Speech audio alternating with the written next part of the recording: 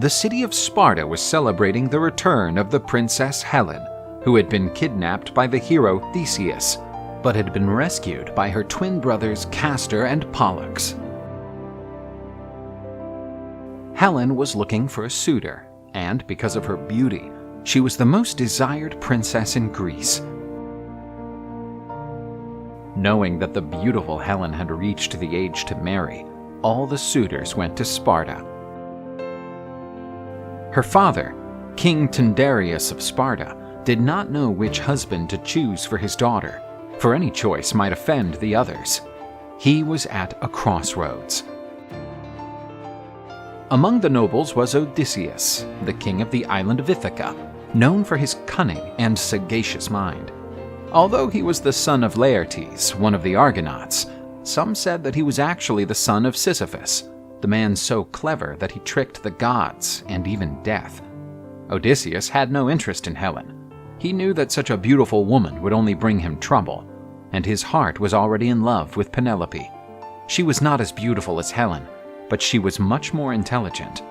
The shrewd nobleman approached the king and made him a proposal. He asked the monarch to use his influence over his brother Icarius to convince him to give Penelope's hand in marriage.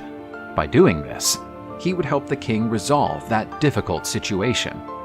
Tyndareus, aware of Odysseus's famous shrewdness, readily accepted the proposal, and Odysseus told him what the monarch would have to do. After listening to Odysseus's plan, Helen's father spoke to the suitors. With all solemnity, the king said that he would not interfere with the will of the gods. Therefore, he would let Princess Helen choose her husband. The suitors cheered up. Those who thought they had little chance of being chosen by the king realized that there was a new window of opportunity. But the king demanded that everyone would have to swear to accept Helen's decision, and they would defend the sacredness of that marriage, even if it led to war. All the suitors accepted the Spartan king's proposal and took the oath, sealed with the sacrifice of a horse. Helen was allowed to choose her husband. She carefully evaluated everyone, among them the bravest warriors, kings, and nobles of Greece. The only man unavailable was Agamemnon, the powerful king of Mycenae, married to Clytemnestra, her sister, until she saw Prince Menelaus, so handsome that her knees trembled. Everything happened as Odysseus and the king had planned. The king of Ithaca was sure that Helen would choose Menelaus, because he was undoubtedly the most attractive, and Odysseus knew of Princess Helen's youthful naivete, which would cause her to choose the most handsome man.